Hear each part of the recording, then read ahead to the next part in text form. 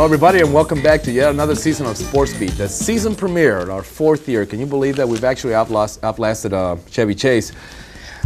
Our guest, actually, I say my co-host is Ed Kearby. Ed is going to be joining us this year on Sports Beat. Ed, I welcome you, and I thank you for joining us. Unfortunately, Paul cannot be here. Paul Overjergy, the editor of the San Bernardino Sun, cannot be here. He's covering the Far Eastern Games, soccer, something, or some sort of sports. Huh? What does he do?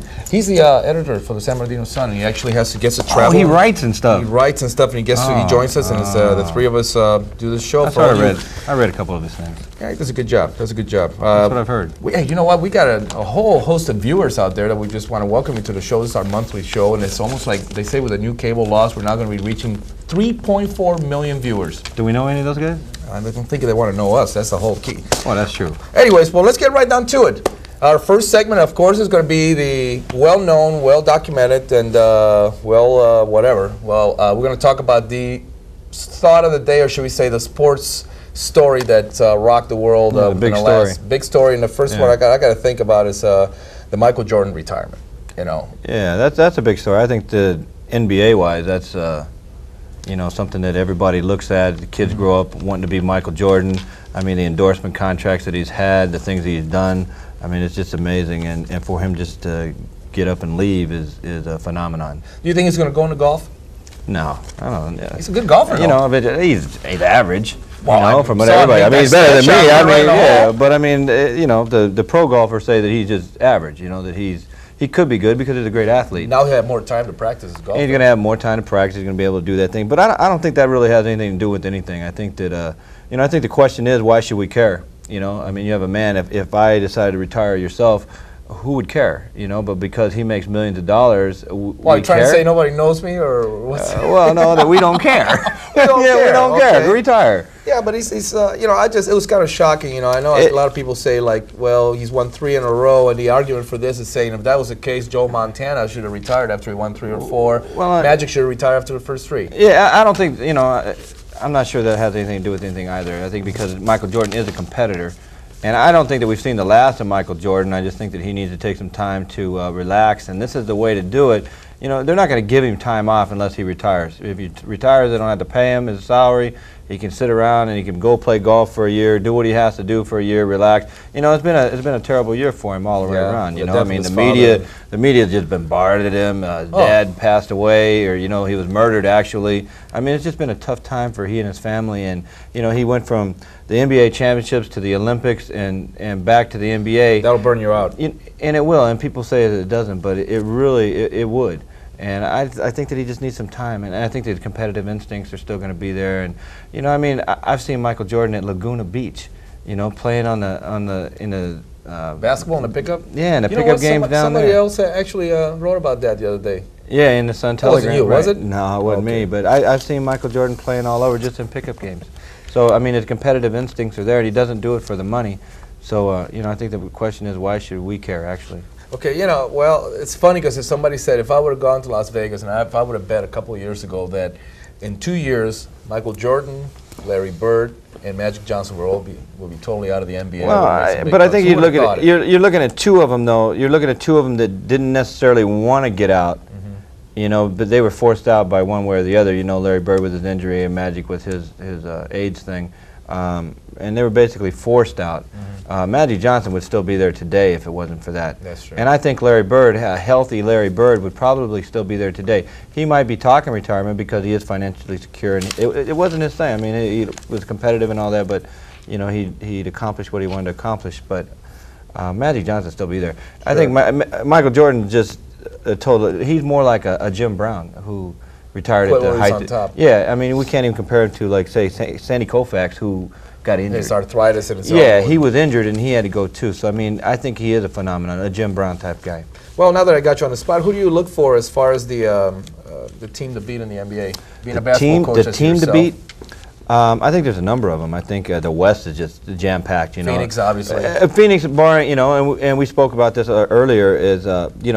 Is Charles Barkley going to come back or not? Is it really a back injury or could it be a heart? I mean, you don't pass out from a back injury.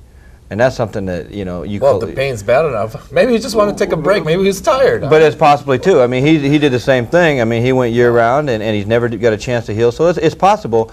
But you know, is it a little deeper than that, or does he want to get out at the same time as Buddy Michael wanted to get out? So you know, with Phoenix and Barkley and AC Green and the cast that they have returning, you know, KJ and the boys, I think that they're a formidable threat. I like Charlotte. I know their mind is that point guard. They got Muggsy Bogues, but I just don't see Muggsy Bogues leading them, you know, to the promised land. You got, you know, Zoe Morning, and you got Larry Johnson, and you got a couple guys that can play down there. I still think that they're a little young. You know, they're like the Magic. You know, they have Shaquille and. What about that contract? Speaking of the Magic, what about $65 million to Anthony Hardaway from Memphis State? He hasn't even touched the basketball. Yeah, well, he did the other day. He had 3 points, 5 turnovers, and well, you know, 6 assists or something like that. So you know, he's earning his pay. But one thing I really look forward in the NBA is seeing Dennis Rodman play with that new Demolition Man haircut. What is he thinking? You know, Prozac's got to like chill because he's a different sort of guy. Go get a gun or something. I don't know. He can rebound though. I tell you what. Yeah, Well, he sure can. We're gonna take a break, and coming up next, where's the camera? There we are. We're going to take a break. We're going to come back to Dave Rubio, the head women's volleyball coach at San Bernardino Valley College. So don't go away. We got more in store. Anyways, blah, blah, blah, blah, blah. 7 minutes of that, that's all? 7 minutes, 7 minutes. Cool.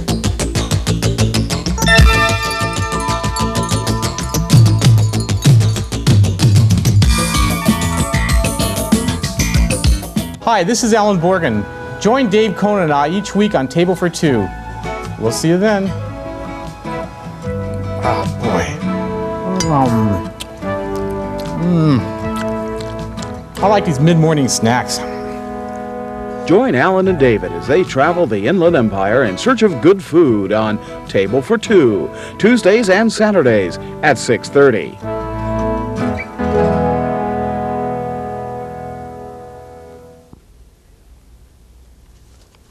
Welcome back to Sports Beat. We are joined by Dave Rubio, the head volleyball coach, women's volleyball coach at San Bernardino Valley College. An outstanding program, if I may add. Last 2 years, 13-6, 19-4 record, combined 32-10, 56-20 lifetime. Dave, good to be here. I mean, I'm glad. No, you're supposed to say good to be here. I'm supposed to say welcome to you. Anyways, good to have you here. Darn glad to meet you. Darn glad to meet you, Dave. You know, and I'm glad to be here. And we actually have done this before. Yeah. It's incredible. Dave, tell us a little bit about this year's team. What kind of outstanding performers do you have going for Well, you? you know, we got a mixture of 3 starting freshmen and 3 returning sophomores that are coming on the floor for us. And we're mixing it pretty good. We're spreading the ball out between these 5 other players that are hitting for us. And right now, we're doing a pretty good job mixing it up really good and kind of keeping the defense of the opposing teams a little off. Right now we're 8-1 in conference. We had a tough match last night against Antelope Valley, and They're an outstanding team. they have a very good team. That's a long trip, man. It is a very long trip. The reason why they lost There you go. Well, you know, it Get you- squished and have to drive back and forth. I've been there, done that, man. I know. that drive is long and it can be fatiguing, but you can't really blame that on why we lost. You know, we came out a little flat. Antelope Valley does have a very good program, and they do have some very good players. And they were up, we were down, and they caught us at a bad moment. But I think that when they come back around in the second round against us down here at San Bernardino, oh yeah, So you're going to guarantee? I'm gonna Guaranteeing the pullout. I'm gonna guarantee. Wow, you put pressure on our He guest. did it. I Yeah, did. well, He said now, you know, he said guarantee. All right. He let it out there a little bit, but you know, I'm gonna, you know, you can hold me to that. I guarantee a victory against Antelope Valley when they come down. Dave, I come to. Tape rolling? Oh, we can edit that, can't we? Yeah, no, that's out. we're going live. That's out. Oh, okay. That's out. Take our word for it. 3.4 million people are watching. I just thought I'd mention And a that few to of you. them in Lancaster.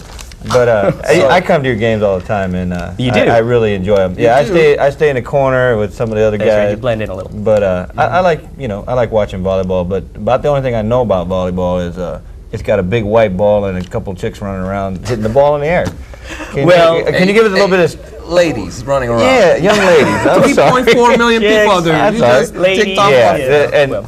very nice young ladies you have on your team. Can you give us a few of the strategies? Yeah. You know that as coaches, you would know that maybe next time I look at the game, I can look at it and say, you know what, hey, Dave told me this is coming. Can you give us a little bit of insight on that? Yeah. And you always use the white ball? We always use the white ball. What about that yellow one I see sometimes? Can you let him explain? That's an outdoor ball, and usually, So that's a barbecue ball. that is the barbecue. That's you bust out the potato salad and the shaboom, you're playing. We're there. Yeah. With a little fried chicken and. But yeah, that's it. Anyways, so Going back, well, We're just chatting, man. to a little bit of the inside of Excuse me. volleyball. I mean, it's probably one of the fastest growing sports in the U.S. And that's we're talking about indoor women's 6-person, men's 6-person, the international scene, the doubles, men's and women's. So they have a new 4-man, 4-women format that's really coming along with the big sponsors of the big companies coming in and backing them, and they're getting a lot of exposure. And volleyball is really growing at a tremendous rate. especially the outdoors, I've noticed Right, one thing, especially and it's not beach just volleyball not necessarily Mm-hmm. beach volleyball. It's not necessarily played now near the ocean. I've Yeah. seen it It's in all over. That's the place. correct. places like in Nebraska. Or It any goes back places- to Nebraska to Why don't we see it as big here in the high schools as you do at the beaches and things like that? How come we don't see it out here as much? Well, it's starting. It's coming along slow. It's starting to pick up a little bit. In the next few years, I imagine that you will see it more often. But predominantly, when beach volleyball started to come on, I mean, it was played at the beaches. So everybody that lived towards the beach, I mean, was pretty much exposed to that, and it's very popular down there for many, many, many years. The great Gene Selznick going back to 1952 with all the great wins that he had, and he came to Valley College and coached some great men's teams down here. Back then, it was really a nothing deal. For the whole season, they might collect maybe $1,000 for one whole season. Now Nowadays, they're in the it's millions. fragment amount of So money. it's really And the it's Olympics coming really along. kind of put Yeah. that into highlights too. You That's mentioned true. Gene Selznick. I know that Gene Mazet, our athletic director, and you are very, very close. And you seem like you guys always talk strategy We before do. and after match. How much We of do. an influence, positive influence, has he been in your career? Well, I listen to Gene a lot. He's had some great teams. Absolutely. He's a very excellent coach. Knows Because he deals with the budget, or just because he knows something about well, volleyball? there's a little there. A little something goes on Okay, there well, underneath the okay, table. I just, I wanted to bring it all out and That's not right. have anything under the table. That's right. this I is a got professional question. Okay, all right, Conquering on my show.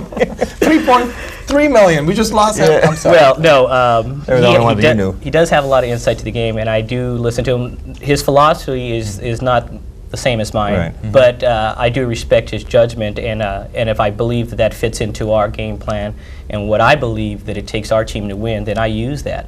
But he has some suggestions, and I'll use them. If they Right. don't fit in, then I say, well, this isn't really what we need. And it's nice to hear the older coaches too. It and is I very- listen to them all the time. And as a sort of younger coach, I do that. I'm not as young as you because you got all that right here and no bick or nothing. But I do the same thing. I kind of just I listen to it, and sometimes my philosophy is a little different because the game has changed. The athletes are different, and you need to move on. But it is good to hear some of the old Yeah, things. yeah, and that's true. But you never just throw it out the window because it's old. It's past. That that doesn't mean that it won't work. I mean, Gene knows a lot, and Gene Selznick's helped me, and Leslie Williams, a good coach at Colton High School now here at San Antonio Valley College. They've all had great programs, and you got to respect that. You got to listen to what they have to say. You just can't shut the door on them.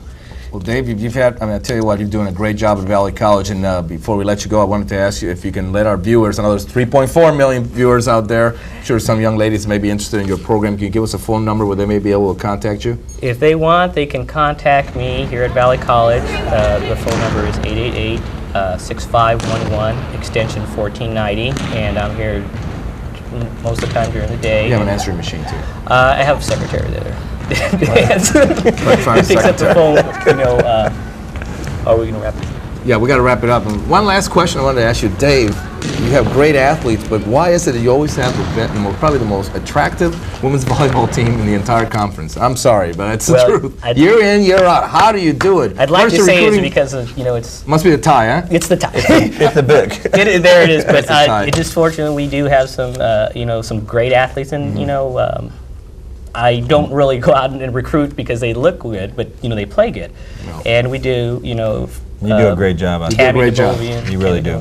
Great. Dave, thanks for being here. We appreciate it. When we come back, Adrian Irving, White Astoria, running back at San Bernardino Valley College football team.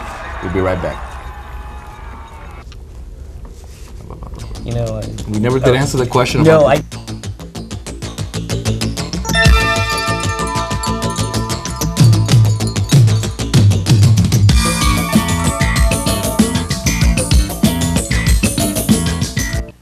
Do you like country music? Well, I've got just the ticket for you. Hi, I'm Bob Harvey with an invitation for you to join me Saturday nights at 9 for Country Connection right here on KVCR TV.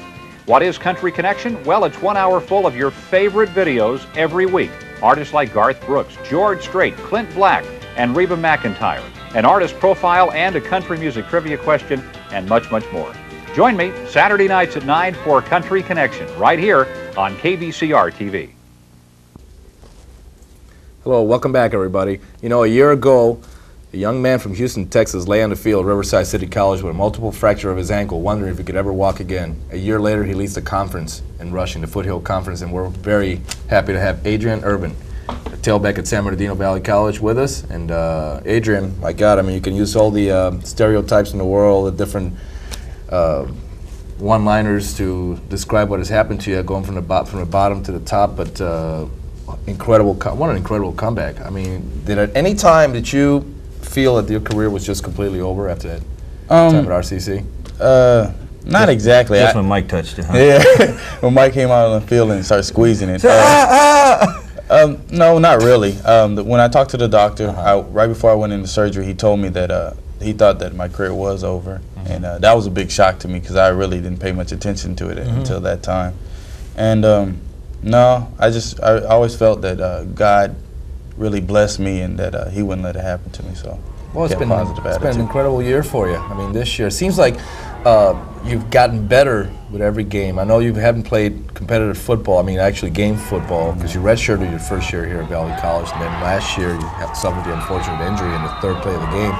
And it seems like every game you've been getting a little better. Is that something that, you know, are you getting in shape? Is it like getting in shape, game-wise shape? Is that something that really does take place? Well, yeah. You know, you take 2 years off, it does rust you up a little bit. I really wasn't used to it. You know, the first game at Riverside, I wasn't, you know, used to full contact, and, you know, even though we went through the scrimmages. And as we go along, you know, I'm getting more and more used to the team and reading our offense. I'm getting used to them, and the line's is doing a great job. And as the game goes on, I just, you know, feel like I'm in better contact with them. Is Valley College, as we know, it's a pass-oriented offense, basically. You know, it's sort of a run and shoot, sort of what we do in basketball, and Coach Farrell does a great job with it. What's it like to be a running back in there, knowing that you're possibly going to block all game sometimes? What's it like? I really don't think too much on that. The aspects that I look at is that the offense is wide open. So most teams have to defend the pass, which opens up the lanes for the running game. So when we do run, I feel that I should get a lot of yards. Can he like run you out a little bit more, maybe do a little short pass to you, maybe a little bit? Can you talk to him about that? Yeah, we're working on that. All right, because I'll go down and knock on his door if you want me to, because you need to get the ball a little bit more. Yeah, we're working on that. As the game goes, I see he's trying to get me more oriented, you know, with the passing and the running. So I see he's trying to work me in as much as possible. And I feel that I do have the capability to make things happen when I do get the ball. You want me to speak to him? No, that's right. Are you sure? Yeah, I'm right, positive. You know, this is a young team compared to last year's national championship team. And Tony Gator, who was only a freshman, decided to redshirt to go to the University of Miami as a sophomore. Do you feel with all these events, did you feel a little bit of pressure kind of like on you to be sort of like a leader out there offensively, because you were the guy who's been here longer than anybody else? Well, yeah, I felt a little bit of pressure, but as Bob Bees came back, you know, he was a starting quarterback last year, you know, rotated with Maxwell. I felt that he had most of the pressure on, you know, and the returning linemen, they had most of the pressure because we are known for a great offense. And so I felt a little bit of pressure as to make an example to the freshmen that were coming in, even though I am a freshman myself, just to show them how our winning program goes along. Now, how do you compare this team to last year's team? Very young? Actually, I feel that this team has as much, if not more, talent than last year's, but we really haven't molded yet. Last year's team, you know, went through 1 year together, and then they came back last year, and they really knew each other and they played well together. This team hasn't really got to that point yet. We're starting to, as you can see, the offense is picking up, and we're starting to get used to each other. And it's just weird. It's just, everybody's not in sync yet. And when we do get to that point, I think we'll be better than last year.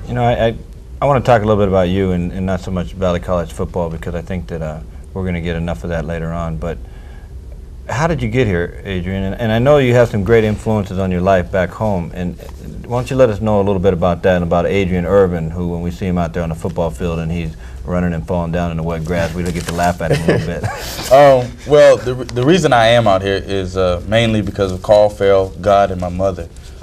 Farrell knew my head coach, and he came out to my school to see me and watch film, and he thought that I could fit into the offense. And you came from a great school, too. I mean, you guys had some serious people coming out of your high school. Yeah, we were undefeated through the regular season. We lost to the state champions in the playoffs. We had a lot of injuries that time.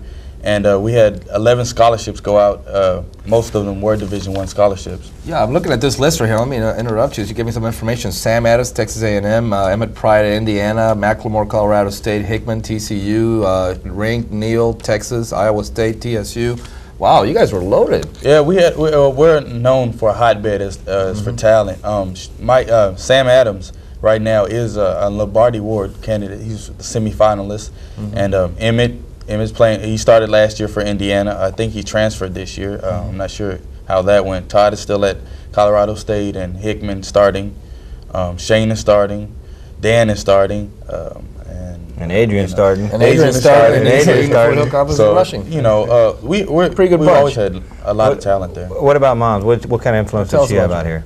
My mom is the most influential person in my life other than God. She's the one that decided for me to come out here. She thought it'd be nice for me to get away from home and learn and grow on my own and depend on myself for a little bit. And I respect her to the utmost. She deals with everything I deal with. Whenever I have a problem or I have something to decide, she always comes into contact with it. I always tell her about it, and she helps me decide.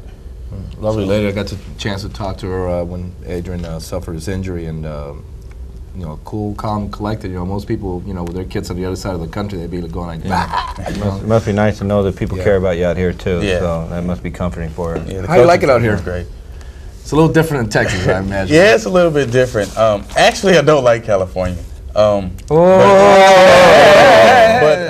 I have to say I haven't gone that many places, and I haven't been out with, I wouldn't say the right people, but I just haven't been out that much. It's a little different. Yeah, it's different. I kind of keep to myself out here. I'm not, used to everything out here, so I don't have the opportunities and to go out and experience California like most people should, and maybe that's the main reason I don't, I'm not feeling really comfortable here, but it's a great state, though. Well, tell us about your running style. What kind of running style? Who do you pattern yourself after? Let's say somebody in the pros. Is everybody you emulate? Most people say I run like Eric Dickerson.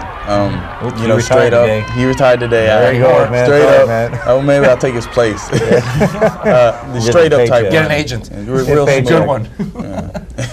No, he seems to run kind of like effortlessly. It looks like you're not running fast. You kind of wait, hit the hole, and then like some of the people look like they're just pumping and huffing and pumping like.